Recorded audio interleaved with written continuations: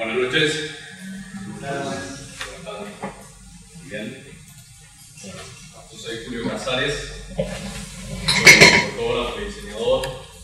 Vamos a ver por ahí una presentación, se suscribieron. Bueno, lo que vamos a ver es la historia de la fotografía, el comienzo y el final de la fotografía, que por suerte es el mismo. ¿Qué quiere decir? Que vamos a entender la construcción fotográfica. Lo importante de la construcción que yo les voy a presentar tiene que ver con que entendamos la antropología de la imagen. Van a ver que es mucho más natural, es mucho más intuitiva y es mucho más expresiva que nosotros que a veces pensamos que hay que pensar mucho para hacer una foto. Y después también vamos a entender la naturaleza plástica de la imagen. Eso es muy importante porque el espíritu de la fotografía no cambió durante 15.000 años. Entonces, el asunto es ver esto hasta llegar a digital. Quiere decir que les voy a hablar un poco de Photoshop al final y de qué repercusión tiene Photoshop y la cámara digital con Photoshop en el medio de lo que es la producción fotográfica nueva. Lo importante de esto es entender la plástica de la luz y de la sombra. Ese es el espíritu de la imagen. Entonces, lo que vamos a empezar a ver es cómo entiendo yo a la imagen hasta empezar a buscar esa plástica de luz y sombra. Entonces, la idea es empezar a hablar un poco de esto. Estos son los 15.000 años que yo estoy contando en este momento. Yo les pregunto brevemente qué están viendo acá. ¿Qué es eso? ¿Un león? Búfalo. Bueno, supongamos que era un león y que le salieron cuernos. Y que después se transformó en un búfalo. ¿Cómo sabe que es un búfalo? Por el cuerpo del cuerpo. ¿Y cómo sabe que los búfalos tienen cuernos y tienen ese tipo de cosas? Eso es lo que los griegos llamaban criterio de semejanza. Y es lo que utilizan todo el tiempo ustedes para medir las cosas. Los griegos ya sabían, y esto lo vamos a ver cuando toquemos el punto de mímesis, utilizamos un término que se llama quod simul, la calidad de la similitud, que la representación o la calidad de la obra tenía que ver con la similitud de lo representado. Quería decir, cuando no había sistema de comunicación, lo que se buscaba que era una representación fiel de lo que se trataba de transmitir. Ahora, entonces, ya entendemos que nosotros tenemos un espíritu crítico. Quiere decir que ustedes entienden emocionalmente e intelectualmente todo a partir de la comparación. El ser humano aprende a partir del sí y el no. No conoces una cosa que no tenga un opuesto. Entonces, la imagen tiene un criterio de semejanza y lo vieron ustedes al Renacimiento, el post-Renacimiento, donde la pintura que trataba de hacer, fotográfica. ¿Por qué? Porque la calidad de la obra tenía que ver con el quod simul, con la calidad de lo representado. Ahora, esto por un lado. El tema es, ¿qué era lo que buscaba esta persona en la cueva de Altamira cuando terminó de cazar y pintó este búfalo en la cueva? Eso es muy importante. Ven que tampoco cambió ese espíritu. Quiere decir que cuando alguien captura una imagen, la preserva, y eso es muy importante lo que está diciendo. Porque más allá de esta apariencia que parece que la preserva para los otros, la preserva para uno mismo y comparte esa preservación. La foto es una preservación de una imagen para uno mismo compartida. Y esa es la existencia del fotógrafo. Quiere decir que vos tenés una foto que es para vos, pero sabés que existe a partir de un espectador. Ahora, ese vínculo es muy fuerte, porque aparece más allá de que parezca pasivo, la imagen es pasiva, no tiene tiempo de concientizarme con la imagen, de decodificar, de tener un código propio que se vincule con la imagen y todo eso. Hay una cosa muy activa que sí, que es la imagen, la preservación, el vínculo en el tiempo. Entonces fíjense que les estoy hablando de 15.000 años y les estoy hablando de fotografía. Ahora, vamos a ir entendiendo un poco en detalle en esto. Entonces, esto de transmitir o de contar tiene que ver con la observación y con la vivencia. Porque nadie transmite un relato que le es indiferente. Nosotros, cuando queremos contar algo, contamos algo que para nosotros es sorprendente, es un cambio, y a partir de la sensación propia pensamos que va a sorprender a los demás. Eso por un lado.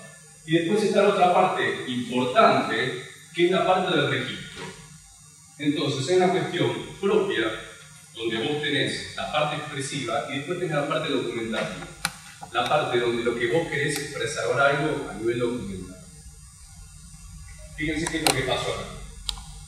Y no estamos hablando ni de intelecto, ni de que esta persona hizo 2 años en una escuela de arte, porque tuvo la vivencia, porque tuvo la sensación y lo transmitió plásticamente a partir de ello. Entonces ya entendemos un poco de esto de la mímesis, de la criterio de semejanza, el tema de mímesis. Después lo vamos a vincular a Platón para entender realmente qué era lo que pensaba Platón de los representadores de imágenes, porque es muy bien conceptuado. Pero el punto es así. Vamos a hacer todo un recorrido para poder contestar esto. Porque estas son las preguntas con las que se chocó la fotografía durante todo su inicio. Yo lo que estoy viendo acá es, tengo 3 preguntas. ¿Qué ha representado? ¿Cómo ha sido producido y cómo es percibido? Yo ya les pregunté qué ha representado. Y habíamos quedado que hay un león. Ahora, después, ¿cómo ha sido producido? Yo ya sé que acá hay una cuestión plástica. Yo ya sé que acá hay una situación de pintura, etcétera, sé que es rupestre. Y el asunto de cómo es percibido tiene que ver con el hecho estético. Estética es una palabra griega que quiere decir relacionada con un sentimiento. Los griegos ya entendían que algo podía ser bello o no de acuerdo a lo que te hacía sentir. Todos estos puntos que les voy diciendo los vamos a retomar y los vamos a analizar. Pero preparan haciendo una formación, porque cuando hable de qué cartílages son, de qué movimiento, quiero que tengan un espíritu crítico y van a ver que lo pueden entender perfectamente de acuerdo. Entonces, fíjense que si yo digo qué ha representado, cómo ha sido producido y cómo es percibido, yo de alguna manera puedo decir que acá hay una obra de arte. ¿O no? Siempre las obras de arte se analizan en retrospectiva. Quiere decir, la persona que estaba pintando en ese momento no estaba diciendo soy un artista. Pero hay situaciones artísticas que vos con el tiempo las podés percibir. ¿Por qué? Porque se produjo un hecho estético. Hay estética. Y ese es el secreto de la fotografía. También lo vamos a ver.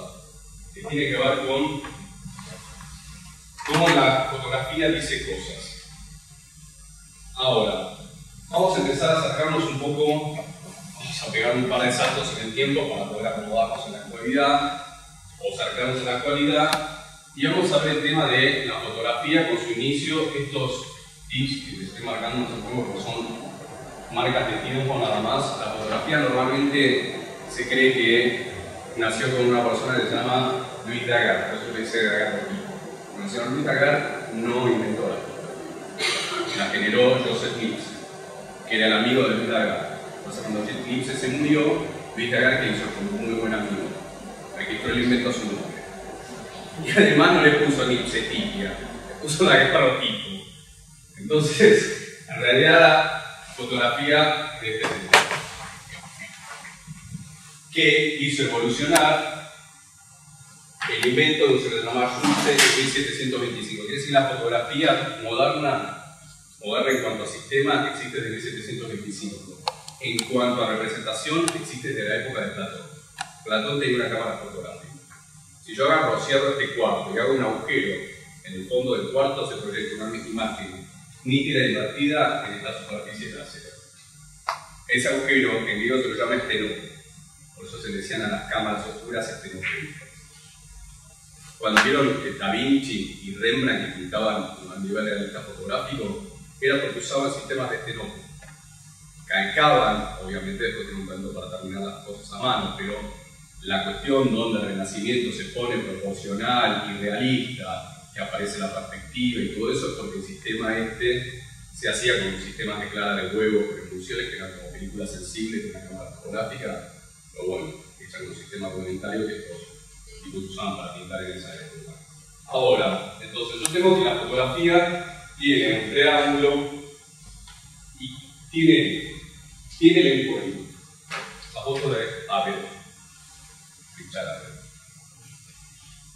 Fotografía quiere decir, en griego, dibujo de luz. Foto es luz y grafía es dibujo.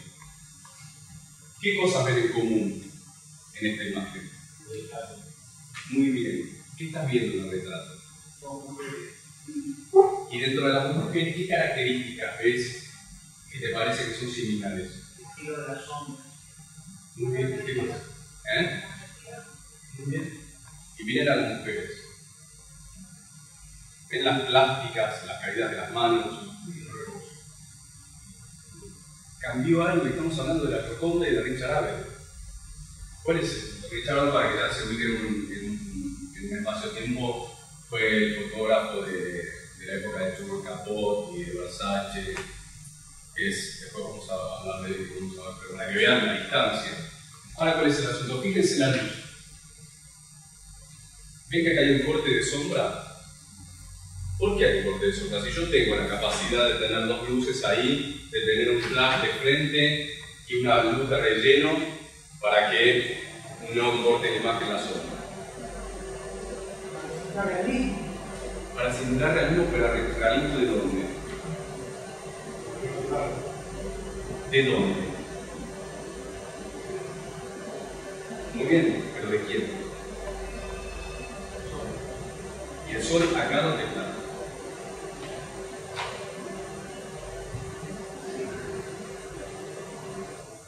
Más o menos, por ahí un cenital que sería un plano central que es como un cenital extremo que se le dice, estaría quemando la cabeza. Acá tenés algo como la. El asunto es así, fíjense el trazo de luz en la cara y el trazo de sombra en la cara. Está igual. Más allá de que yo pudiese representar esto fotográficamente con el ángulo de la cámara, con los flashes, se buscó pintar la luz. Se buscó que la luz trabajara como pintura de luz y sombra. Y eso no cambió nunca. Esto es lo que digo del espíritu de la imagen. El espíritu de la fotografía es plástica. Durante muchos años la fotografía quiso ser plástica.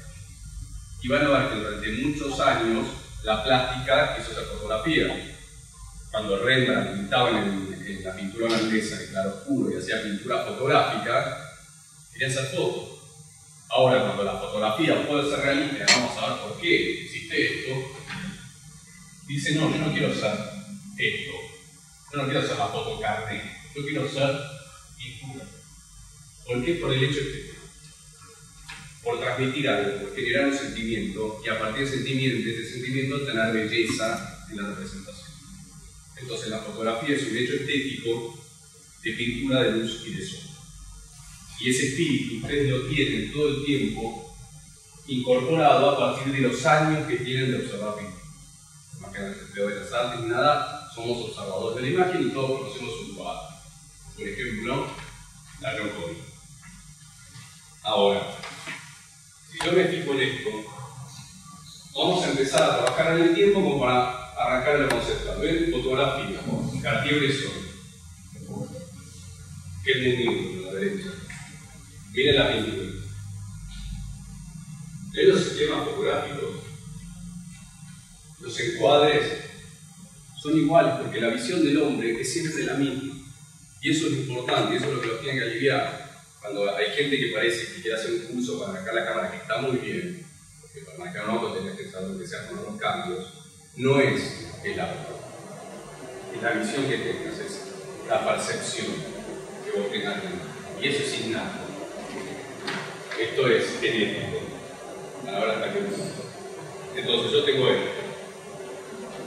Ahora, esto lo que les muestra es que el hombre, con esto del criterio de semejanza, con esto que iniciaron los griegos para decir que está mal, que está bien en el arte, durante muchos años, ¿qué estuvo? Tratando de perfeccionarse. Nada más. Lo que buscaba era una tecnología para tener un sistema de comunicación. Fíjense que si no el mundo no existía, no es como ahora. ¿Se acuerdan? Por ejemplo, lo vamos a ver también cuando retomamos eso, pero en la época de los romanos, que había monedas con las caras de los emperadores. Que andás a ver con el emperador. O sea, vos tenías a Alejandro Magno, que tenía un ejército de 60.000 hombres, que iban a la guerra con quién? Por nadie. Por eso se conoce, por ahí conocen las anécdotas de Alejandro Magno, que recorría todo el ejército y saludaba a todos los soldados y se sabía el nombre de todos, porque esa era la imagen, esa era la manera que él tenía de comunicarse. Entonces, vamos a ver que esto que estamos viendo de la fotografía es una tecnología plástica. ¿Y qué fue? Entendido, esta fue la primera foto que sacó Nixon en historia, como foto, supongan, de alta velocidad, que tuvo 2 horas de exposición. Pero bueno, fue lo primero que apareció en esto de la tecnología pintada. Entonces, ¿qué se buscaba? Algo mecánico que pudiese representar una imagen fielmente. Criterio de semejanza. Proximity. Ahora, el tema es, si yo a partir de esto empiezo a analizar la fotografía, lo que empieza a aparecer, ¿qué es? ¿Qué hay ante la imagen? Yo le muestro 3 fotos, una tras de la otra. El ser humano en su estado. Un observador, un espectador. Y el ser humano en sus estados, ven que es muy importante. Sí, porque el espectador empieza a tener emociones, empieza a tener reacciones ante lo percibido, empieza a trabajar la estética. Después vemos con qué nivel de código yo me vinculo con esa belleza, porque hay muchos niveles de belleza. Entonces, la fotografía tiene este espíritu. Ahora, lo primero que apareció entonces con esto que les decía de las monedas en la historia de la representación, lo vieron los egipcios con 4.000 años de historia antes de Cristo, lo vieron en Roma, lo ven con los griegos, que era la representación de las caras, el retrato, la comunicación. Esto existía hasta en las cortes europeas del siglo XVI. No sé si saben, pero se sabe que la realeza tenía matrimonios arreglados. ¿Saben cómo se casaban? O no se casaban. O sea, lo que hacía el rey era mandar a un pintor específico a que pintara a la persona, la reina de la casa. Volvía con ese cuadro y decía, bueno, esta es la persona. A veces el cuadro difería de la persona y generalmente le cortaban la cabeza al tintero. Esto es real. Ese era un trabajo que no era muy redituado. Pero ¿cuál es el punto? ¿Ven? ¿Qué es lo que están viendo acá? ¿Y todos es el mismo retrato de la misma persona? ¿Por qué? Son todos seres humanos. ¿Qué distingue? Son todos seres humanos de diferentes formas. Y eso es lo que nos difiere. El carácter y qué más. Luz. Y eso es lo único que saben de estas imágenes que estamos viendo. El tiempo. El significado. Son íconos, el ideal. ¿Y cómo saben el ideal? Porque el ideal lo tienen ustedes, es lo que vos proyectás, en lo que vos te conectás. Quiere decir, en algún momento alguno, no creo que no digo que estén todos los valores del universo acá, pero algún valor, o porque habrás querido sacar de la cifra, que en mi caso, o porque habrás querido ser Borges, o porque habrás querido ser el Guevara. Ese es el cuando empieza a aparecer la comunicación. Entonces, vamos a entrar en esto y vamos a recordar esto que vamos a retomar. Fíjense la fotografía moderna, de moda, la composición que hay y lo que son estos cuadros. Vamos a pasar por Renoir, por Cézanne, lo que estamos dando todos, para variarlo. Miren esto. Más copia que no puede ser. Y hacía falta que pasara, ¿no?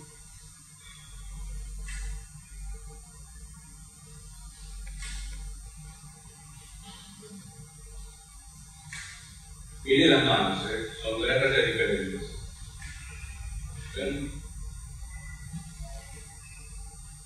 La pose, el armado, quiere decir que el pintor estaba fotografiando y que ya tenía una estructura fotográfica. Y que el fotógrafo también tiene una estructura pictórica. Ya tiene un esquema. Es importante porque vamos a ver reglas de tercios, arquitectura de la imagen. Ahora, ven que está el coreográfico. El bastón, el rey, la corona.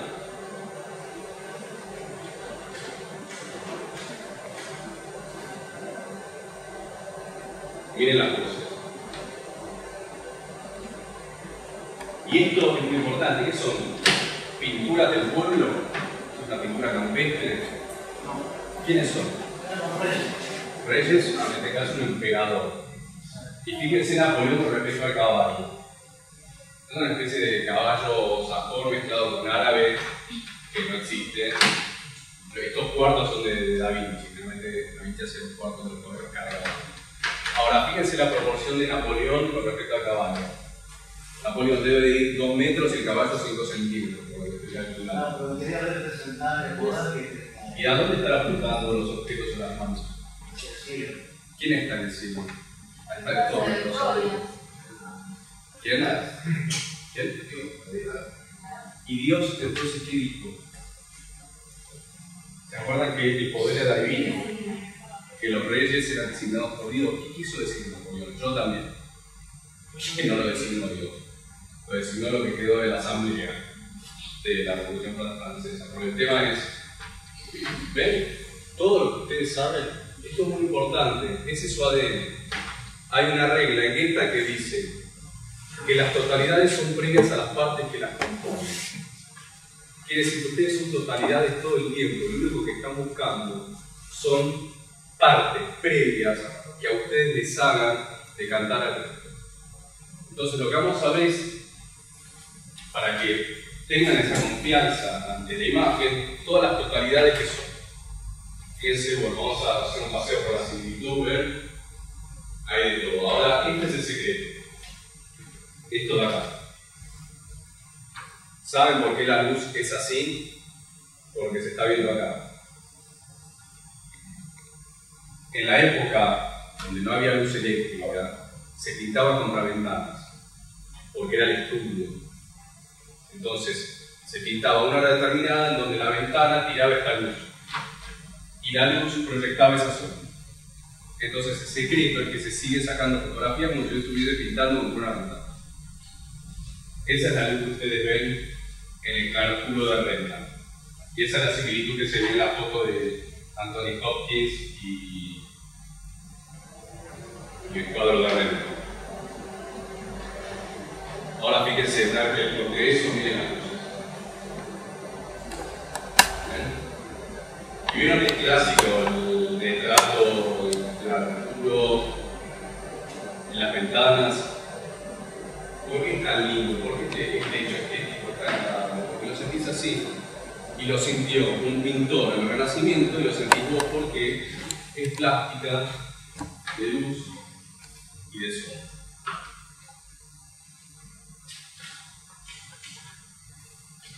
Ahora, esto después lo vamos a enganchar, pero hay una cuestión donde la fotografía, como verán, hasta este momento, es una foto de los hermanos Rohlinger en 1930, vamos a ver por qué se trata esto, pero ven, ¿qué están viendo en todas las fotos? En los cuadros burguesíes, la representación de la clase, la transmisión social o ideal de quiénes somos. Y no es quiénes somos yo el que voy a hacer la Revolución Francesa, es quién soy yo, Luis XV. Entonces, vamos a ir viendo qué va a pasar esto. Vamos a mencionar brevemente el momento de la Revolución Francesa porque fue donde apareció el quiebre, mayormente en Europa, con el tema de qué es lo que estoy comunicando. Aparece el neoclasicismo y el romanticismo. Ya se acabó el tema de pintar a los reyes y qué lindos que son. Estaban pasando cosas importantes. Fíjense que si yo les muestro una foto de Luis XIII, que vamos a pasar por ahí, tengo una pose. Ahora, ¿esto qué parece? Además que es un cuadro igual, está pintado de memoria. En esa época, como no había velocidad para pintar, porque uno va a pintar en un segundo, tenía una modelo, lo pintaba un día. Después tenía un chico, ven que las poses están medio desarmadas. Iban armando las fotos de a poco, el cuadro de la foto. Pero ¿cuál es el punto? Empieza a trabajar como testimonio y esto empieza a trabajar como foto documental. Entonces, de acá vamos a pasar. Vamos a empezar a meternos un poco en lo nuestro. ¿Qué diferencia hay entre estas dos representaciones? Porque el asunto es cómo empiezo a considerar la fotografía arte. La fotografía tuvo una pelea muy pesada con la historia para que se la considerara y se la respetara. Y en algún momento era cierta esa crítica. Vamos a mencionar 2 segundos a Baudelaire para ver cómo amaba a los fotógrafos. Menos, creo que ni siquiera en la zapata tenemos un eufemismo. Claro que sea Baudelaire, le van a plantar su. ¿Qué diferencia fuerte ven acá? ¿Qué? Bueno, bien. ¿Qué realidad?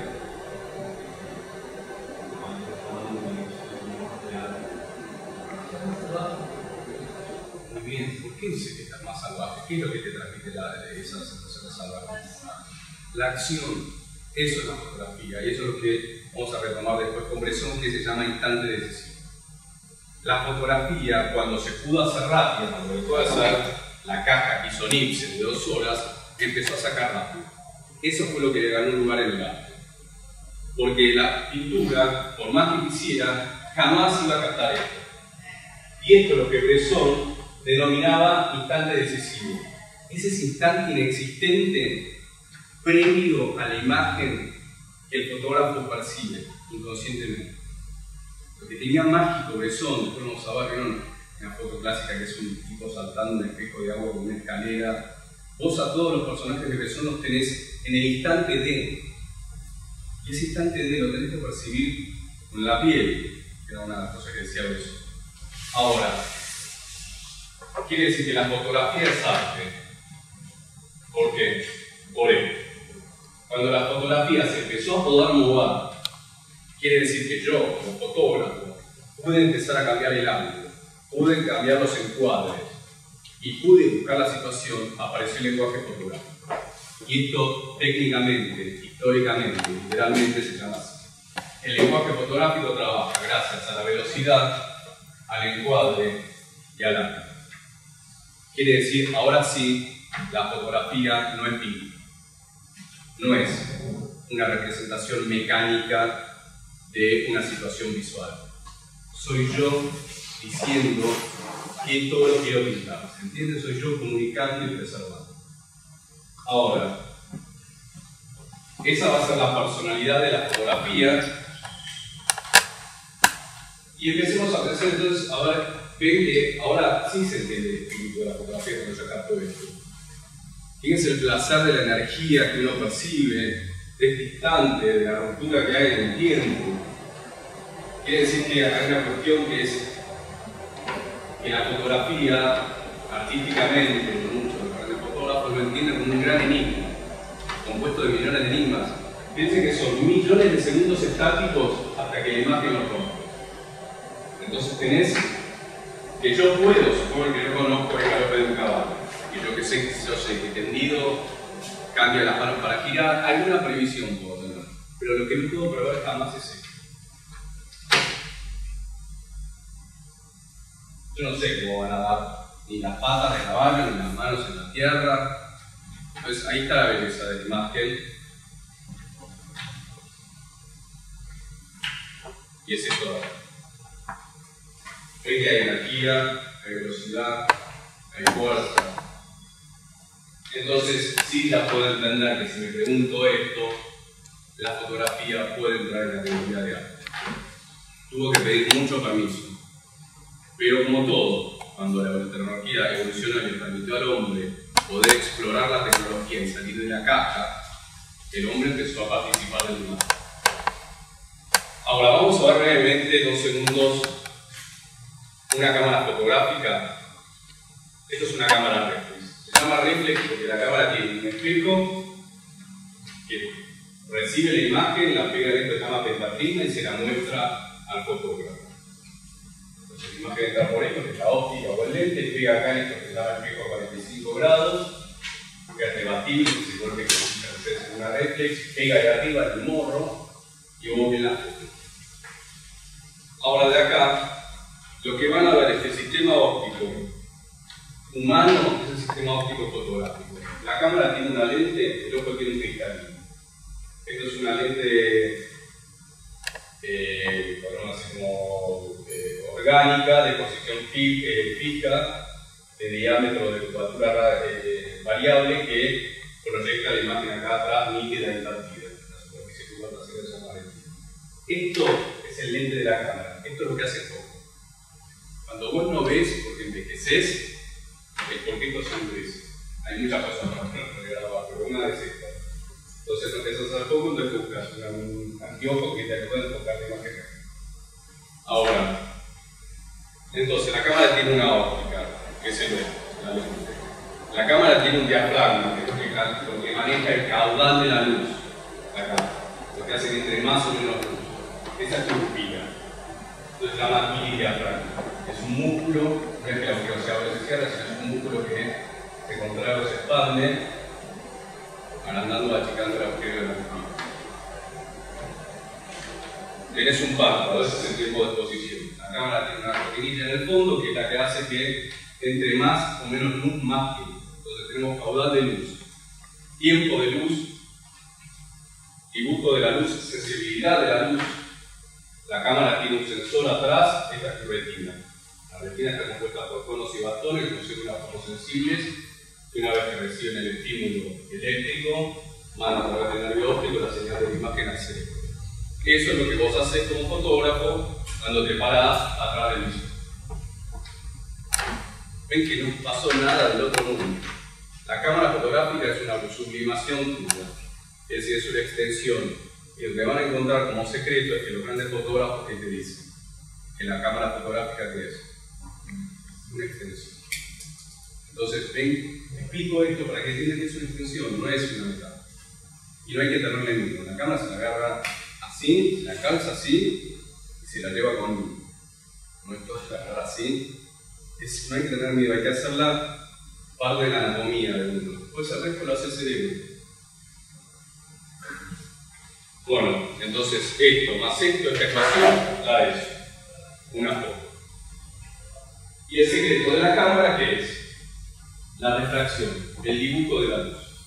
La refracción es cuando la luz pasa de un medio, una densidad, a otro una densidad diferente. Quiere decir que los cristales que tienen las ópticas adentro, lo que hacen es corregir la luz para que haya un dibujo nítido dibujado en una superficie. Fíjense que eso es increíble del universo. Usted tiene un universo que es infinito. ¿Cuánto mide su ojo? El ojo es una esfera de aproximadamente 2,5 centímetros de diámetro. Y están entendiendo un universo en esta burbujita. Esto de acá. Lo que hace el sistema óptico es poder dibujar esta burbujita nítidamente a partir de la refracción, lo que ustedes ven. Entonces, de acá vamos a pasar a la visión. Fíjense en esto. ¿Cuáles son las diferencias que hay entre la cámara y la visión? El ojo humano tiene visión selectiva. Traten de mirarse la mano y enfocar el fondo. No pueden hacer eso. ¿Por qué les parece que es eso? Porque si no, el ser humano no tendría poder de concentración. El foco. Hace foco. Ahora, entonces, ¿ven? Eso le damos profundidad de cambio. ¿Ven que si yo hago foco acá, a este no lo veo? Entonces, el ojo humano tiene visión selectiva. Van a ver que esto se encaja porque tiene visión selectiva. Óptica y emocional. Emocionalmente también. Cuando algo no lo querés ver, no lo registras. Entonces, de acá tenemos que la cámara puede, si yo quiero, sacar todo el enfocado. El ojo no. Ahora, después, hay un tema con la perspectiva. La cámara fotográfica aplana, agarra un universo que es de 2D, te digo de 3D, por esta profundidad, y lo pone en una hoja. Todas las profundidades que tiene el universo yo no las percibo acá. Entonces, como fotógrafo, tengo que tratar de transmitirlas. Esa es la primera regla básica de la arquitectura de la imagen. Diferencia de tamaño, solapamiento y perspectiva. Algo cercano, algo lejano.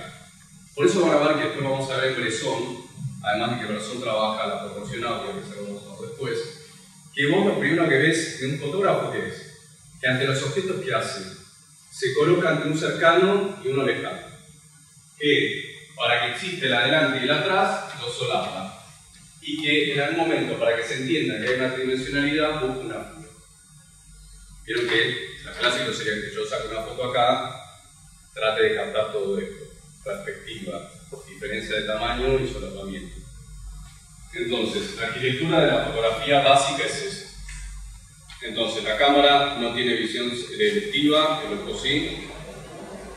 Esto lo tenemos que enfocar. El cerebro pone atención en un punto, la cámara se registra en 2D.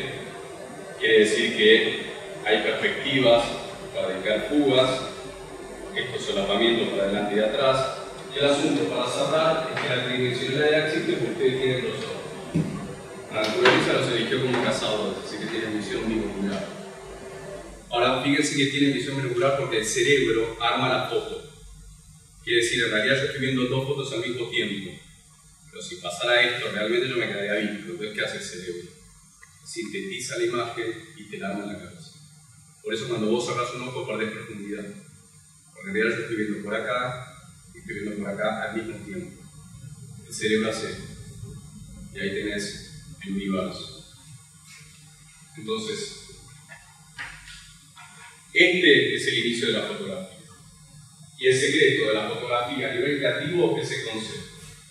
¿Qué es lo que les había dicho con respecto a esto que ustedes ya tienen incorporado? En todo lo que es creatividad, en todo lo que es producción, ya sea diseñador, escultor, fotógrafo o lo que sea, para arrancar es el tema del concepto. Es la parte conceptual, es la concepción de una idea. ¿Qué es lo que yo voy a hacer? Esa es la génesis de la fotografía.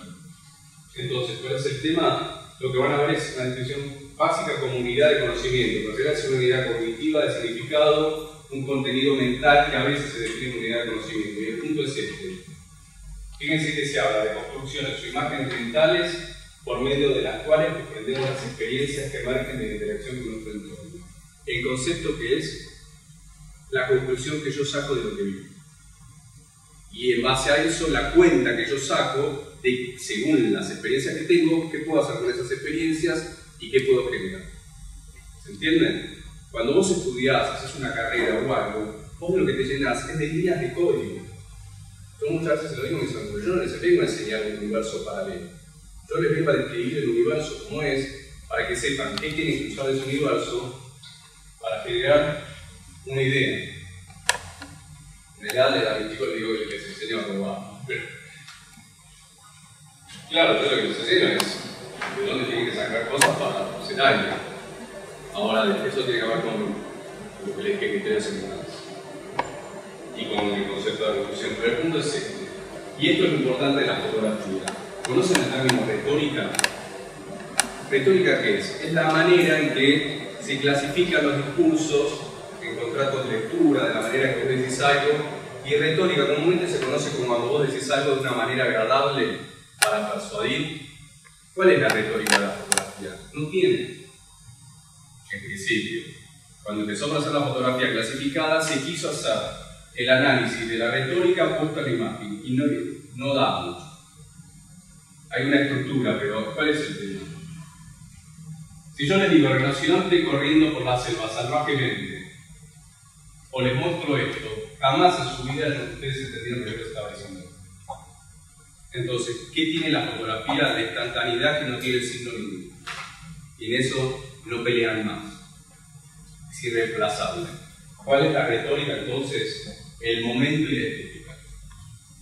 Es como estamos viendo la poco con la estética. Pero la historia es que la fotografía tiene persuasión, llega, es agradable, seduce, tiene su retórica en el instante. Y que si a vos te cuentan el rinoceronte 2 horas, por ahí a la línea hubiese encantado, como los rinocerontes. Pero vos decís, no, mostrame la foto del rinoceronte de una vez. Entonces, este es el punto. Ahora vamos a pasar por esto que les dije, que esto es la visión, y vamos a respondernos 3 o 4 cosas para empezar a entrar en la parte constructiva, pero aguantemos esto de lo que les dije del antropólogo. Fíjense estos seres.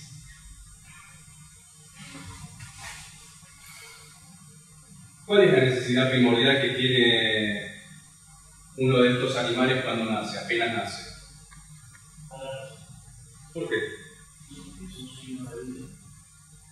Hay algo más. ¿Pero por qué? ¿Para qué le puede pasar si queda acostado?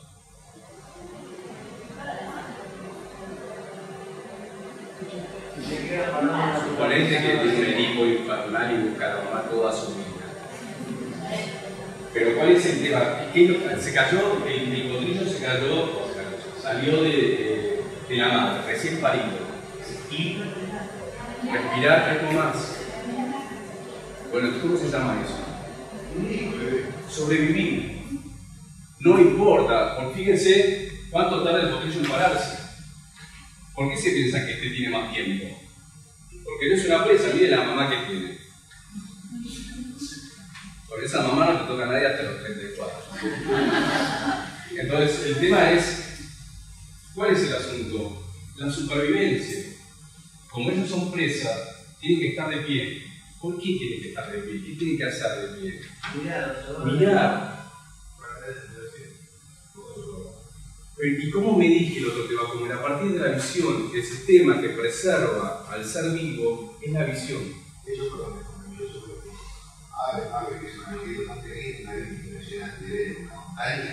Bueno, ¿qué es eso? Agarren una anatomía, ¿no? Agarras un libro de anatomía. El corazón es espectacular, pero no termina de ser un músculo bastante robusto. Agarra el sistema óptico y lo ves por adentro. No voy a hablar del ADN y todo eso, estoy hablando de lo orgánico. El sistema óptico, un sistema de precisión orgánico que tuvo millones de años de evolución. ¿Para qué? Selección natural, Darwin, lo evolutivo, para preservar una especie. Fíjense que las especies más aptas, las más evolucionadas, que tienen un sistema de visión más evolucionado. Ahora, entonces, es por eso que no. ¿Quién se toma tanto tiempo para ver? Hasta que te llevan del hospital a tu casa, hasta que pasan de jardín de infantes. Que son los más débiles en la cuestión natural. O sea, vos tirás a un ser humano desnudo en una selva y dura 2 días. Somos muy vulnerables. Bueno, esa fue la rama de la naturaleza que elegimos. No era el momento de la evolución natural. Ahora, ¿ven que la visión es antropológica? Bueno, es una capilla sextina hecha por ahí. Hacemos cosas. Hacemos. Yo pinté la entrada de casa y me costó muchísimo. El tema es así. Entonces, lo que ustedes perciben todo el tiempo, que son tamaños, para saber si algo es más grande o más chico que yo. Forma, para saber qué es. Si yo me lo puedo comer a él o él me va a comer a mí. Estoy hablando metafóricamente. Y después distancias. Si eso que yo voy a tomar está lejos o cerca, le pasa a la presa y le pasa al depredador. Porque si este no caza, no llega a cazar, se muere de hambre. Ahora fíjense entonces el sistema óptico que tiene. La naturaleza. ¿Qué están viendo ahí? Que no se ve. Toda la naturaleza está hecha pensando en la visión, no pensando, ¿no? Es una consecuencia. Miren lo que es esto. Y esto es lo que les dije, lo fabuloso de la imagen. Cuando vos sacás una fotografía, estás teniendo esto encima. Porque más allá de que te pongas en 2 patas y que hables y que tengamos un signo lingüístico y que hablemos de sociedad y todo eso, ¿no? Esto es lo que les pasa. Esta es la percepción que ustedes tienen antropológicamente de las imágenes. Formas, texturas. Y acá está en lo que vemos. Y este es el punto. Y acá empezamos a hablar como fotógrafos. Ustedes que ven, lo que pueden y lo que no pueden, no lo ven. Como se vio con la Leones, con el León y el Frank. Ahora, el fotógrafo, ¿qué hace? Es el humano. Así que va a ver lo que pueda ver físicamente y lo que pueda ver emocionalmente. Yo le voy a mostrar algo ahora y díganme si se puede ver mucho eso. Esto es una foto de un chiquito en un bombardeo de Irak. O sea, ya te cuento esto y no se te cierra el corazón. ¿Cuál es el tema? ¿Y alguien está teniendo mucho registro de esto? ¿Alguien en la noche llega a la casa y dice, mira qué lindo lo que vi? No. están cerrando los ojos emocionalmente. Entonces hay una cuestión de la visión física, de lo que podés percibir físicamente y de lo que podés percibir emocionalmente. El fotógrafo percibe físicamente y emocionalmente. La visión es un fenómeno físico y un fenómeno psíquico. Entonces, vamos a ver esto que les dije. Fenómeno físico, fenómeno psíquico. El hombre se conecta a partir de la imagen, no vamos a extendernos mucho en esto. Trabaja con la percepción, es el proceso cognitivo a partir del cual yo entiendo la información de mi entorno y a partir de ahí tengo la representación de una realidad. Y este es el punto. ¿De qué modo es importante la percepción ligada al pensamiento? Esto ya termina y vamos con la parte fotográfica. Hay una cuestión que un señor llamado Rudolf Parkin definía como percepto. Percepción más pensamiento. Eso es el concepto, por eso tengo que enganchar esto. Porque el concepto existe a partir de la percepción, de la comprensión que yo tenga de mi entorno a nivel real y del pensamiento que yo tenga de esa percepción. Entonces el percepto da concepto. Ese es el... Rudolf Parkin tiene un libro que se llama Pensamiento Visual, que es infernal, que hace todo un análisis que no voy a escribir acá, pero habla de esto, ¿ven? De idea, concepto, percepto, generalmente previamente adquirido. Lo que les quiero decir es que el percepto ustedes lo tienen todo el tiempo. Ustedes todo el tiempo tienen conocimiento previamente adquirido. El tema es dónde los explotan. ¿Ven? Para hacerla corta. Entonces Argen hablaba de que sin percepción no hay inteligencia y que la inteligencia es algo que se retroalimenta con la percepción cíclicamente. Es una cuestión también fisiológica, neurológica, que Argen aduce con respecto al cerebro, qué función tiene. Aprender. El cerebro todo el tiempo se abstrae y aprende. Y esa es su función natural. Es así como el tigre tiene unos dientes así, cuando vos estás en la selva desnudo, ¿qué aprendes? Agarran una rama, ponerle punta y hacen un lápiz. Entonces, brevemente lo que vamos a ver es cómo, no vamos a introducir tan puntualmente a Platón, a Parménides, con respecto a Argen, pero lo que estoy diciendo es que se oponían. Lo que hablaban es que Parménides, Platón, Aristóteles fueron un poco más benevolente, pero lo que hablaban era que el mundo de las sensaciones y la representación era el mente. Y Argen, diciendo lo opuesto, dice que no, que las percepciones son reales y en base a eso el hombre piensa. Ahora, bueno, existe el concepto, aparece nuestra retórica y aparece esto. ¿Qué es lo que ven acá? Una mujer en un lago. Suponete que yo te mostré una foto de Moyano en esta posición. ¿Vos hubiese pensado eso? Nadie había pensado eso. Porque menos que saber de Moyano en ese momento. Ahora, no está pasando eso. Esta mujer podría haber pisado un clavo. O sea, acá abajo no hay nada que me haga parecer. ¿Ven lo que digo de las totalidades son previas? Uno completa con qué? Con su deseo. Uno completa con su fantasía. Entonces, ese es el tema de la imagen. Entonces, ¿cuál es nuestro ADN?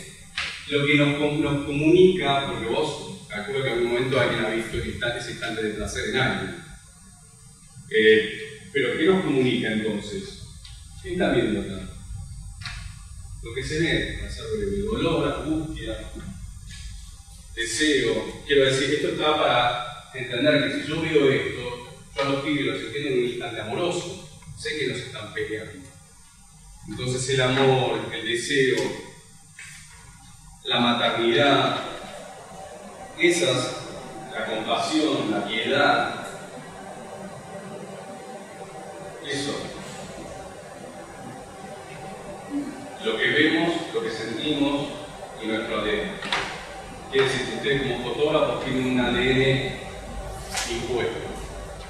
Y eso es importante. Es como si yo fuese un tigre, se incendia una selva. A mí nadie me dio una clase de correr en el momento de un incendio. El tigre jamás se quemó. ¿Cómo sabe que tiene que salir corriendo por alguna parte? No fue a buscar el mapita y dice, en el caso de incendio, raje por la familia. Ustedes como fotógrafos ante la imagen hacen lo mismo, buscan su ADN. Quiere decir que nadie puede presenciar una foto, mejor dicho una imagen, desde un lugar que no le pertenece. Ese lugar no te puede pertenecer si desde ese lugar no sos. ¿Se entiende ese concepto?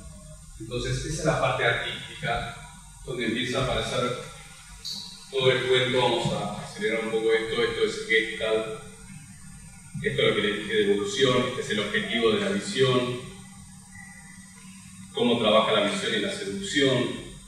Quiero decir, vamos a empezar a hablar de la belleza es antropológica. Un tigre te parece bello y una cucaracha no. ¿Por qué? Porque estéticamente no te transmiten lo mismo. Entonces, ¿cuál es el punto? ¿Cuál es la belleza para nosotros?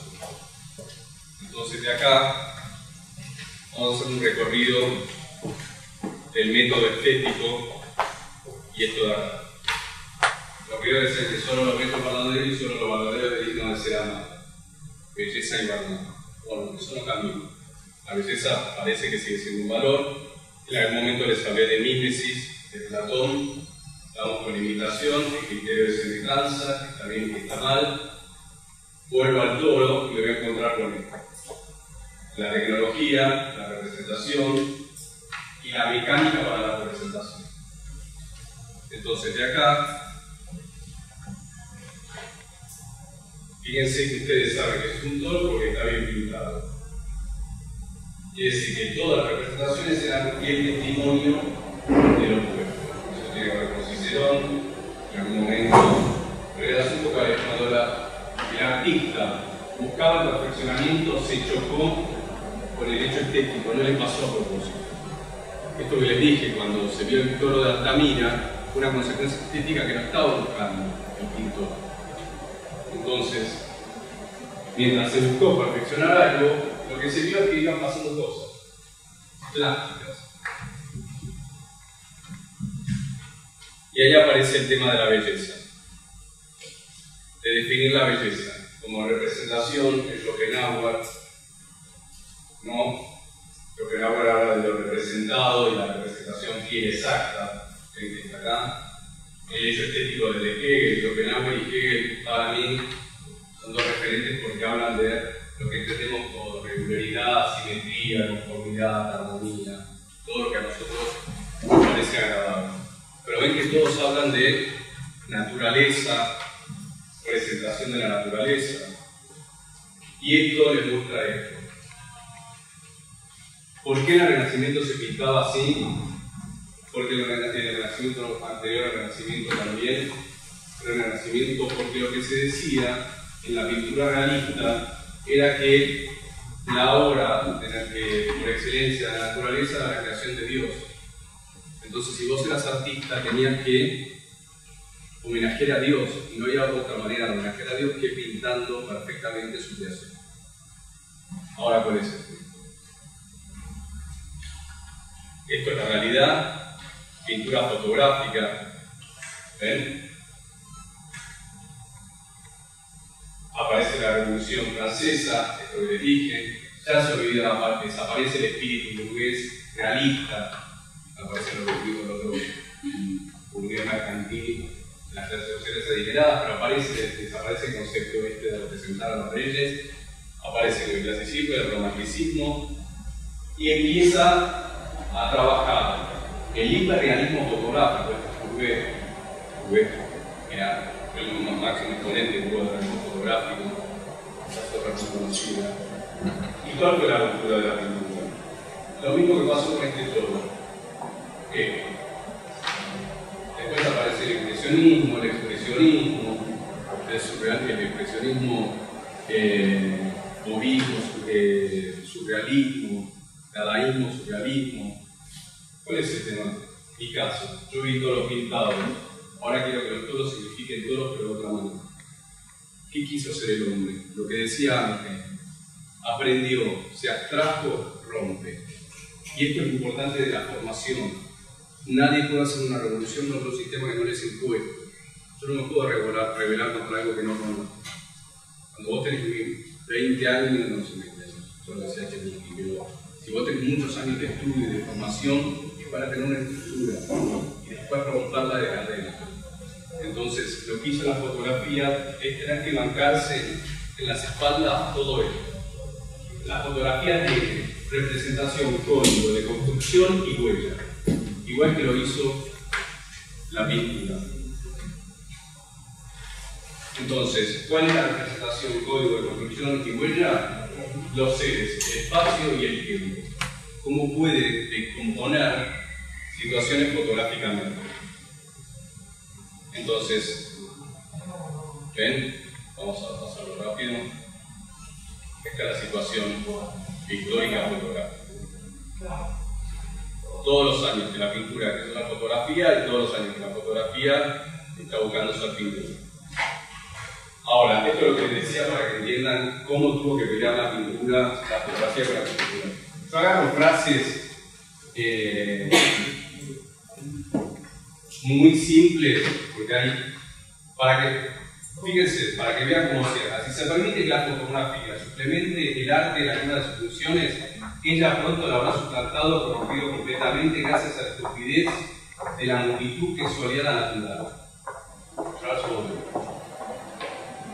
La ceguera y la imbecilidad, sino también el aire de la verdad. Es decir, vos eres un imbécil, ciego, estúpido, y hay otras cosas más que dice por ahí adentro. ¿No? En vano, nuestra moderna fragilidad conviene de gustar el sonoro viento de su rotundo estómago. Es Baudelaire hablando de los fotógrafos. Sí, pero tiene su contexto y esto conlleva más cosas anteriores. No, ¿Sacamos de contexto? por eso, voy al contexto. No es por defender ni nada, Pero voy al contexto. ¿Por qué Baudelaire decía esto? No voy a decir esto sin decir por qué Baudelaire lo decía. Porque Baudelaire tenía una boca que insultaba todo el día. Ahora, ¿por qué insultaba a los fotógrafos? Y cuando arranqué la charla dije, puede ser que tenga razón. No de esta manera. No, ¿por qué les parece que Baudelaire vituperaba tanto al fotógrafo? ¿Qué hay en el fotógrafo de Niepce, en la foto de Niepce, para que Baudelaire diga esto pensando en Courbet, por ejemplo? ¿Menor trabajo o cero trabajo? Cero trabajo. Entonces, esto que les digo, había un espíritu academicista de miles de años, donde el hombre está tratando de representar fielmente, involucrándose en la representación, y de pronto aparece un flaco con una cajita y te dice, sí, esto es mi obra de arte. Obviamente que se lo querían tomar en duda. Eso es lo que dije, que está bien que para esa, fíjense, bueno, todo lo que les dije de la retrospectiva. Igual nunca en el arte, en el momento sos un santo, porque los academicistas se quisieron tomar vivo a Van Gogh, que viene después se quiere comer.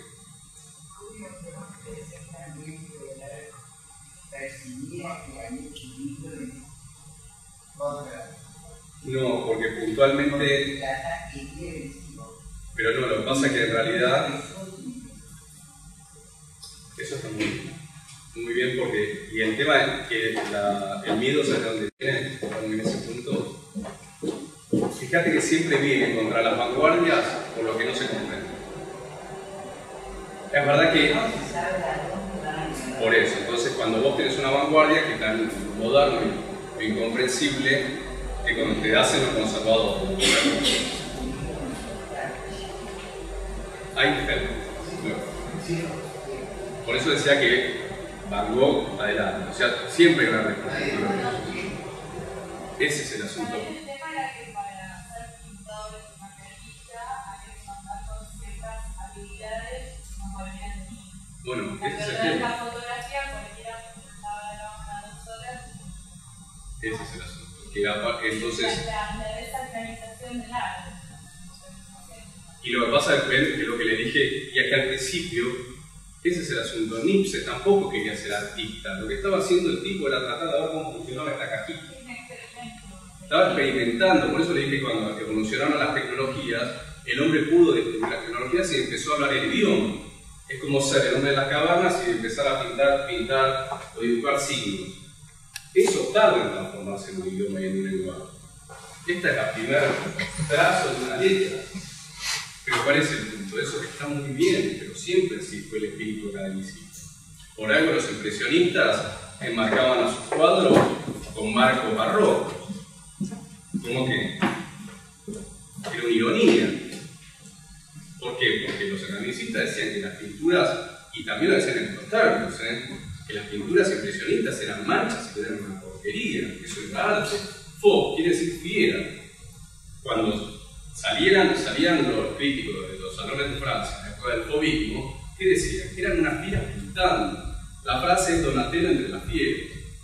Bueno, está muy bien la comprensión, porque sí, porque todo lo novedoso, y en esta época, acá estás ahora estamos acostumbrados a la novedad porque te aplastan, no te dejan ni reaccionar, ese es el tema, no tenemos ni reflejo, no es que no tenemos el reflejo, estamos dormidos. En este momento era mucho, y es lo que les dije, 1500 años de historia, impresión, o sea, desde el periodo hasta el Renacimiento. Pronto empiezan a aparecer cambios, se aparece Torricelli. Bueno, esa fue la cosa, esa fue la lucha de la fotografía. Eso fue con lo que tuvo que pelear años. Ahora,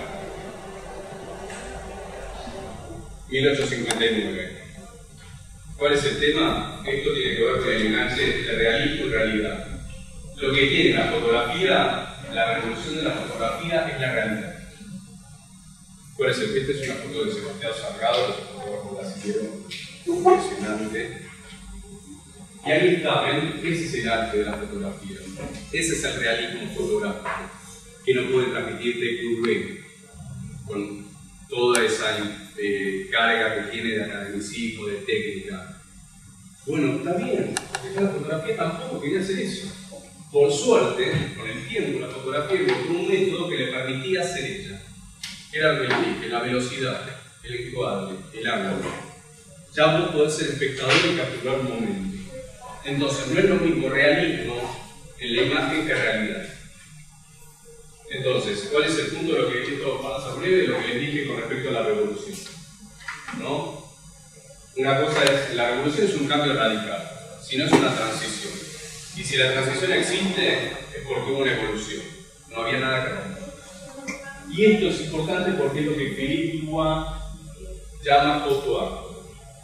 Lo importante de la fotografía es que constituye al artista en el mismo momento en que la obra existe. Quiere decir, en el momento que yo saco la foto y la foto es arte, yo soy el fotógrafo. En el mismo momento en que yo me decido como fotógrafo, la foto existe como arte. ¿Saben qué es lo increíble? Que es ese momento decisivo que le dije de Bresson, que entre ese segundo en el que los dos existimos hay un vacío. ¿Se entiende? Ese vacío espacial, tiempo que no existe hasta que lo hago. Y ahí aparece. Entonces, el secreto artístico, con el tiempo, es una de las clasificaciones promedio, ¿no? Es el tema del fotoarte. Ven que cada tanto digo esto porque se va pudiendo responder esto de una manera determinada. Quiere decir, porque acá no es la fotografía es arte. Si la fotografía es arte, ¿yo qué soy? Un artista. Hay que llamarse artista. Aparece. Esta foto que sacó Kevin Turner en 1994. ¿Qué representa? ¿Qué hay ahí? ¿Qué situación hay? Más corto, ¿ven? No analicen tanto. ¿Qué están viendo? ¿Y el buitre qué va a hacer? ¿Ves que ya decidieron el guión? La fotografía en el instante decisivo, como anuncia Bresson, es un fotograma de una película. Es haber agarrado la película y decir, bueno, este es el fotograma. Este es el fotograma, hasta tal punto que el tipo se mató. La sacó para el National Geographic y al año se suicidó. Porque no se la publica. No.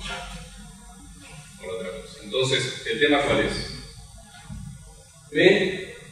Los procesos técnicos y plásticos que sufrió la pintura y los procesos que sufrió la fotografía, que no fueron solo plásticos, estéticos, fueron de lenguaje, fueron de luchar contra lo anterior, de romper. Y como les dije, y se chocó con sí misma. No es que los fotógrafos decían, bueno, yo voy a sacar más rápido, entonces yo con esto al pintor le voy a decir que apareció, se encontró, como todo lo que es producción artística, ¿no? Le das para adelante. Entonces, brevemente, para enganchar a Bresson, a Helmut Newton, esta es la fotografía de 1863. Esta es la Duquesa de Castillo. Estos son los hermanos Reutlinger, que les dije, había un estudio, dos estudios en Francia, los Reutlinger y los Sieberger, que sacaban esto. ¿Ven que era toda la realeza? La burguesía. Estos son los Sieberger. Ahora, fíjense que los Sieberger son de 1934 y son más modernos. ¿Saben para quién hacían estas revistas? Para estas fotos, para Vogue y Harper's Bazaar, que existen desde esa época. ¿Qué hizo Vogue? Para que una cosa que está muy menospreciada en el ambiente. Todos los fotógrafos infernales que conocen la escuela fotográfica son fotógrafos de moda. Harper's Bazaar le dijo a los Sieberger, necesito fotos con un poco de composición. Bueno, la cámara se podía mover, ¿y qué hicieron los Sieberger? Por eso también decir que son dos situaciones de burguesía o de alta sociedad. Sacaban en los yachts, sacaban en las pistas de caballos, en los hipódromos, en el Champs-Élysées. Pero ven. Entonces, ¿qué apareció? El acting. La foto compuesta tiene dos cosas. Pose y acting. Quiere decir que yo puedo estar armado o puedo capturar el acting, cazar literalmente. Cazar un animal en movimiento. Cazar el acting del personaje. ¿Ven? Ahí. Entonces la gente que empezó a ver que podía plantarse ante la foto. Y esto lo que define que es, empieza a tener una identidad el personaje ante lo fotografiado. Se empieza a ver que vos podés tener actitud como objeto fotografiado. Ahora, para ir enganchando la fotografía moderna, aparece la metáfora a nivel compositivo. ¿Qué están viendo acá? Muy bien. Este fotógrafo se llama David LaChapelle. Ven que tiene colores muy intensos. David LaChapelle fue un auge muy fuerte en los 80 en Europa. Es conocido LaChapelle. LaChapelle es gay. Y ahí cierro. No, LaChapelle es gay, pero esto tiene que ver por cómo pintaba. Ven que los colores son barrocos. Y yo veo estos barrocos rococó. Ahora, ¿cuál es el tema? Como LaChapelle era gay y en el 80, ¿qué pasó en Estados Unidos? El SIDA.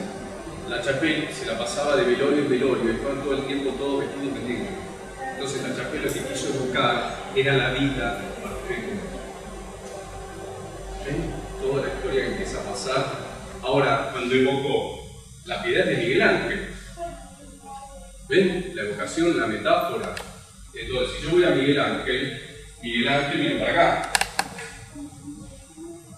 Entonces, si Miguel Ángel hizo esto, Miguel Ángel viene para acá. Jesús y María.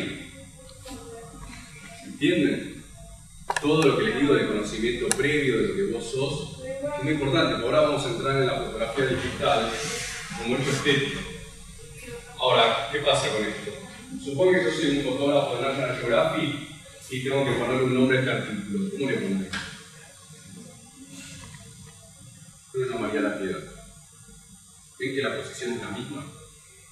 Si vos haces esto, no tiene que ser ni María ni Jesús, porque en realidad María y Jesús es esto, ¿no? No soy para la religión, pero para cristianas normales. Entonces, ven que la fotografía empieza a tener esto de la instantaneidad, del lenguaje. Ahora, esto es como para que tengan un paneo de lo que vieron, de lo fisiológico, de lo antropológico, de lo que tenemos en sí.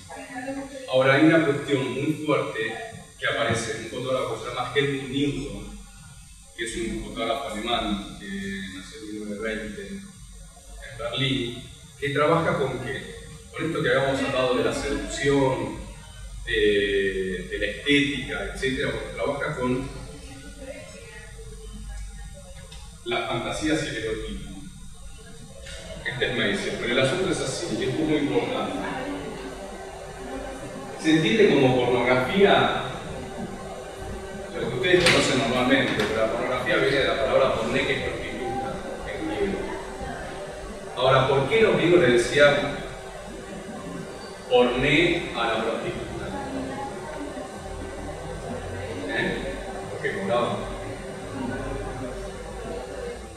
Ok, y entonces si la mujer está con la cual que ponerse, estaba con vos una noche, ¿qué pasaba con esa mujer? Para hacerla corta, los griegos decían que la mujer te entregaba el cuerpo y no te entregaba el corazón. Para los griegos eso era pornografía. Entonces, Rudolf Arnhem dice que la pornografía está en toda representación artística carente de contenido. Quiere decir que si vos haces algo creativo, que no tiene concepto, que fue lo que dijiste al principio, que no tiene sostén estético, que no tiene una búsqueda, eso es pornografía. Entonces, por eso después la fotografía se encontró con eso. Bueno, la pornografía existe, estos son frisos de Roma hace mucho, ¿no? Esto es lo que mencioné de Ángel, esto es lo que digo del erotismo, ahora el asunto es para hacer la foto también. Vamos a ver. Esto de acá.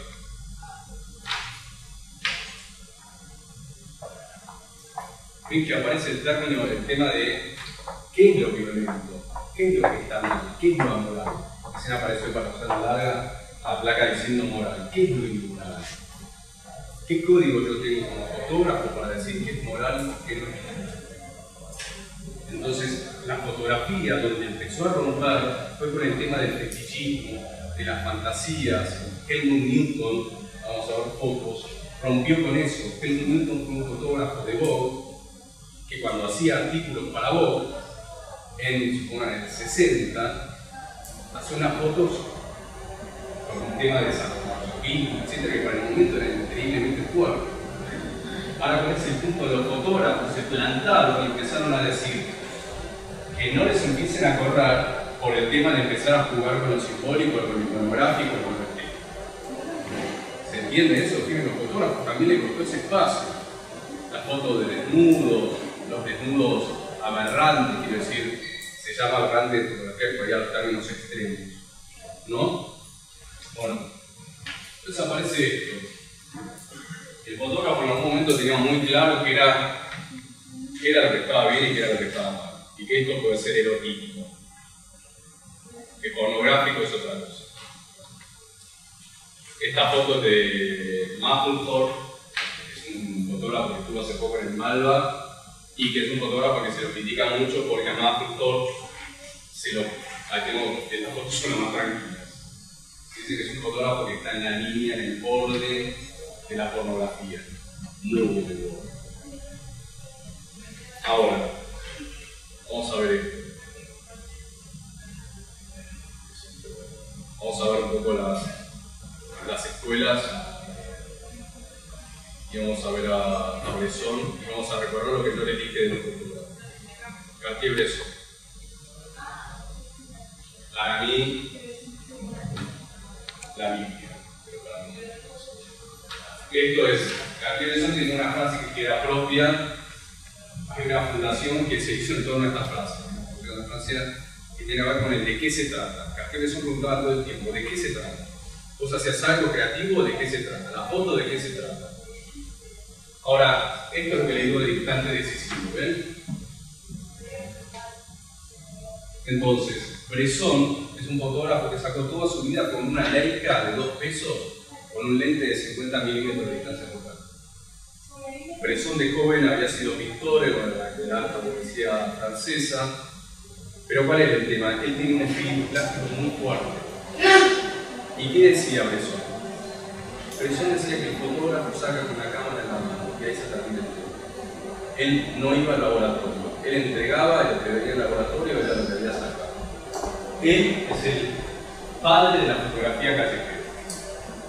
Cuando apareció la fotografía instantánea, es decir, la fotografía empezó a tener velocidad de disparo, Bresson empezó a hacer. ¿Y dónde lo hizo? En la Francia de qué? Posguerra.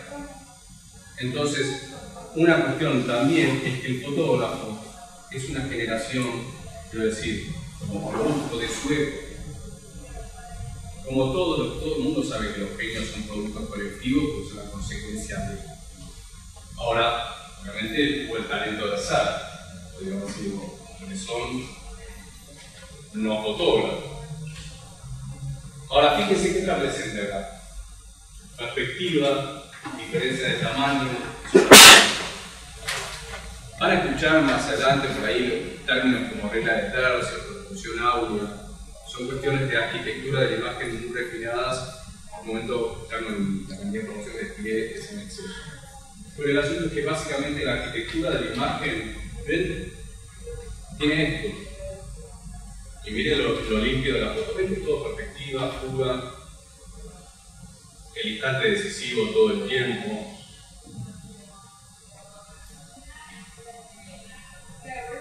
Callejero a morir. Esto se llama La araña del amor. Es una foto que se sacó en México en 1934. Son dos livianas. Una foto más famosa de mí. Una de las cuestiones que tapa el análisis fotográfico a nivel morfológico y alto nivel. Acá está esto de la proporción áurea. Es una cuestión de la proporción áurea está todo el tiempo presente en la arquitectura y es una cuestión de relación de espacios. Pero ven las líneas, el equilibrio. Entonces, lo importante que es esta palabra que tienen los creativos, el equilibrio. ¿Por qué? Porque el equilibrio que hace. También el griego, porque si fíjense que lo están mostrando todos los griegos todo el tiempo. Los griegos decían que los excesos no iban ni para mal ni para bien. Después, gracioso porque decían que una cosa llamaba simposio. Simposio se le decía cuando los griegos bebían vino después de comer. Por eso le decía simposio a la charla. O sea, después del simposio había unas orgías infernales. Ahí el exceso no tenía equilibrio. Pero el asunto cuál es. Bueno, ahí de eso habla Platón en el Evangelio. ¿No? De la relación del amor, del hombre, cuál es la calidad del amor. Ahora, el asunto es así, ¿ven? Y esto para ir cerrando. ¿Qué están viendo de característico en las fotos? Fíjense, ¿qué están viendo? Pero hay el arte. Están viendo el arte de la vida. ¿Cuál es la característica en todo lo que estamos viendo? No te mostremos por ahí. Esto responde a lo que les digo. El arte acá está. Lo que pudo haber pasado en la posguerra, lo que pudo haber quedado de esto, y después esto es arquitectura. Estas son las fugas, todo lo que dice, lo que te transmite estéticamente. Pero hay un punto que es este de acá.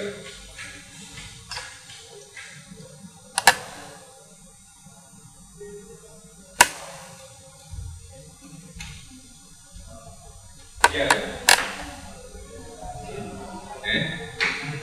¿Cómo se llama cuando lo mira? Mirada. Bresson trabajaba las líneas de la mirada de una manera diferente. Y eso es lo que los fotógrafos tienen en la composición. Hay un fotógrafo que se llama Edward Steichen, que fue un fotógrafo de mediados del siglo XX, que se dice que fue el mejor retratista de la historia. Edward Steichen sacó una fotografía muy conocida de Greta Garbo.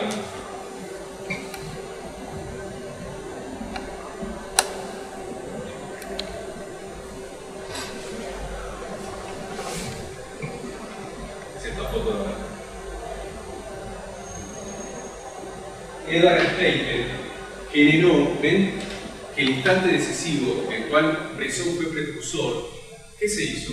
Se tomó como escuela.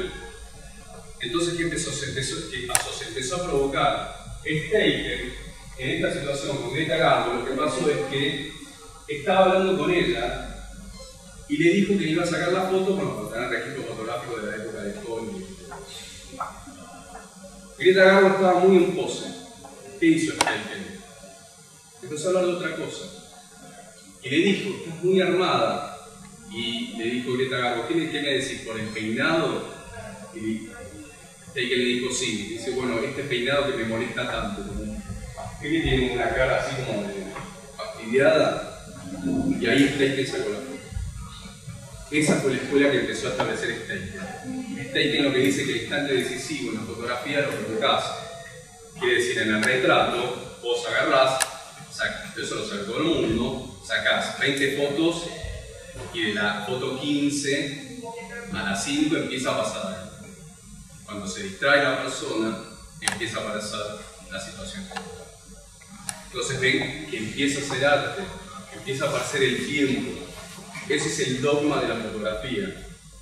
Para mí, otra vez, voy a ser muy objetivo en esto con respecto a la fotografía en general, pero voy a ser subjetivo en lo que yo creo. Bresson lo que tenía de increíble era esa percepción de espacio-tiempo, era la antelación, la previsión de lo que iba a pasar. Ahora, de una manera puramente instintiva. Bueno, ven las fotos de Steichen. Muchos retratos, ahí son pocas partes. Ahora, fíjense que yo les hablé de Bresson. Para cerrar un poco esto de las miradas, ven cómo buscar el personaje, miren el juego de mirada. Dentro de la arquitectura fotográfica. Los contrastes. Hay todo un análisis morfológico de la foto, pero que ustedes puedan percibir estéticamente, de sacarse de sobra para tener una base crítica. Entonces, fíjense que está cumplido el tema de percepción, de concepto, de búsqueda de equilibrio, de línea, de fuga. El hecho estético fotográfico, hay un discurso, hay un lenguaje visual, pero ven que Bresson de las líneas, amaba las líneas, la proporción áurea la tenía en el ADN. Bresson, este es el que les quería decir de Helmut Newton, ya me estamos observando, Helmut Newton hasta acá. Lo que tiene Helmut Newton es que es el fotógrafo que se anticipó a la publicidad. Es una especie de Dalí que sabía lo que iba a venir y empezó a jugar con esos códigos. ¿Por qué? Porque donde todo era fotografía de moda tradicional, ¿qué empezó a jugar? Helmut Newton hablaba del sadismo, del fetichismo, del poder, del deseo, de la seducción. Entonces vos tenías notas de voz, así.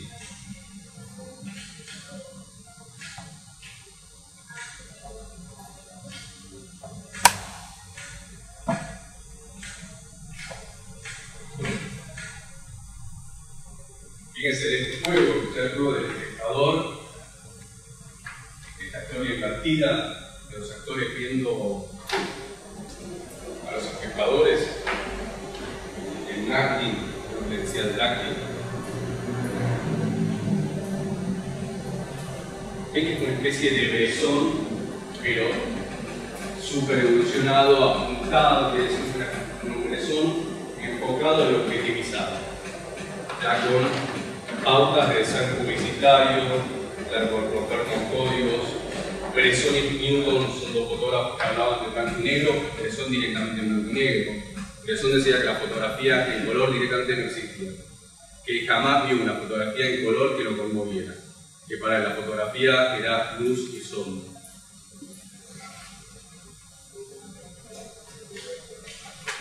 Fíjense esto, ¿ven? Acá, esta de acá la veo. Entonces tenías un artículo de Vogue donde la primera página era así y la segunda era así. Espectacular.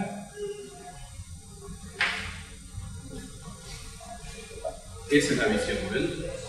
Visión, cuando les hablé de la visión antropológica, y yo les dije que es física y psíquica, y que hay algo previo, bueno, esto es lo que quiere decir que por suerte, cuando vos haces una foto, se juega, te jugamos. Puedes jugarte en lo que haces, no de jugártela, digo de jugarte es decir, de entregarte en lo que haces, por algo existe la vanguardia. Los tipos se entregan, chocan, bueno, anterior. O sea, con todo lo que estoy diciendo. De la fotografía de Nipse, que se tuvo que bancar a doblar, hasta este que se tuvo que bancar, porque en un momento que decía que era pornográfico, que no tenía gusto. Bueno, Helmut Newton es el mejor fotógrafo de toda la que hay, eso sí que y no lo digo yo ahora. Entonces tenemos a Newton, a Bresson, y entremos un poco a la fotografía digital, y ya que estábamos hablando. ¿Cuál es el punto? Este es el pequeño recuerdo. Es un fotógrafo español. Quiero ver una foto puntual que le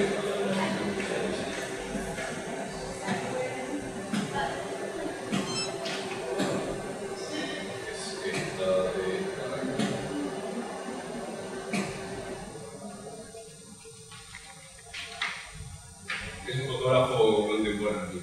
¿Qué parece esta foto? Al principio que hablaste de la luz. Ok, no se llega a ver porque el proyector tiene mucho, entonces está dando más contraste de que tiene. Pero traten de ver las texturas de la imagen. A ver si es muy difícil percibirlo en ese proyector, pero creo que quiero que vean ese.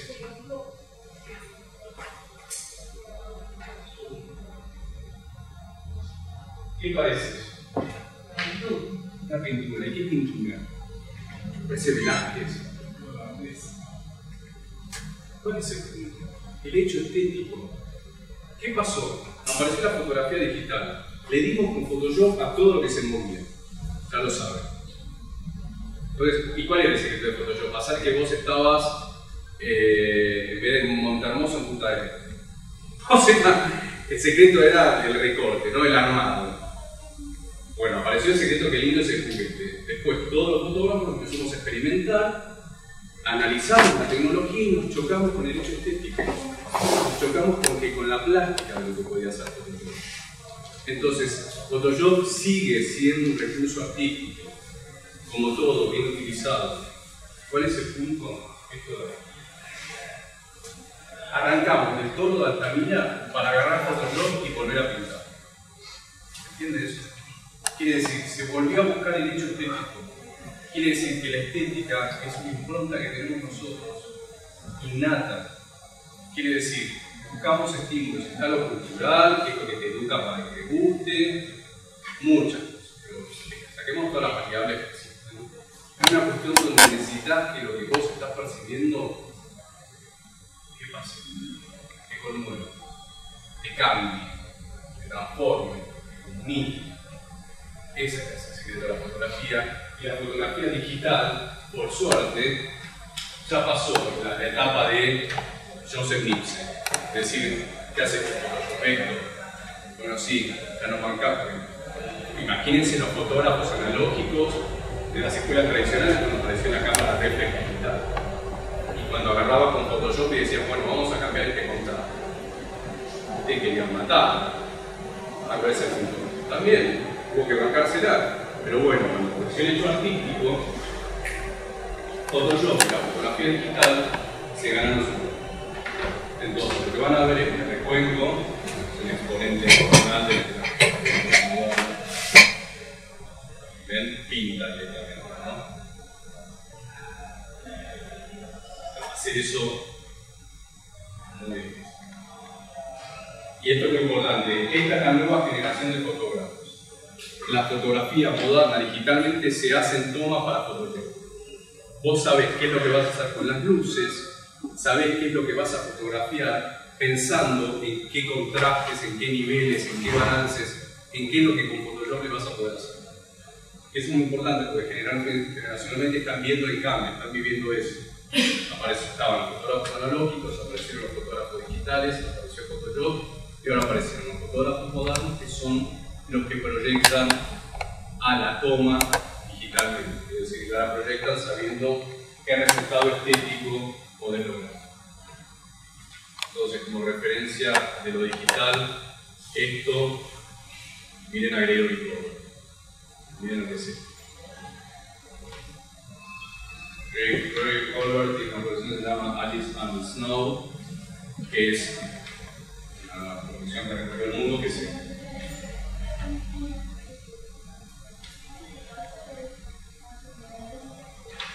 ¿alguien sabe que, o sea, estos colores son naturales, son reales? Existe un universo séptico. ¿A alguien le molesta? Después analizando el hecho estético. Quiere decir, esto que les dije, nadie está diciendo, estamos utilizando el criterio de semejanza. Ya sabemos que el universo no es así. Estamos siendo universos. Pero no estamos diciendo que está mal. Quiere decir que no estamos utilizando la mímesis y el coaxilio. Estamos sabiendo que técnicamente funciona. Que si funciona, está bien. ¿Por qué? Porque después está esto. La composición, la armonía, la forma, la paz de esta imagen. Lo iconográfico, esto que les dije cuando hablaba de los mamíferos, del sentimiento, del amor, estas cuestiones con las que te conectás. Bueno, ahí están las evocaciones, el estado simbólico.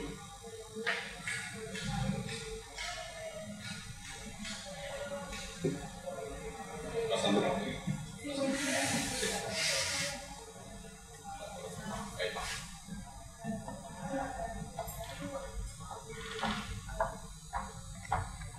Eso, estructuras.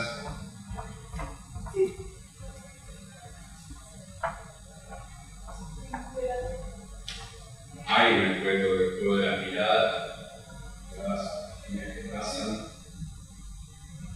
Y esto que le dije, o sea, esto de la escuela, es el viento del símbolo. Yo soy la foto.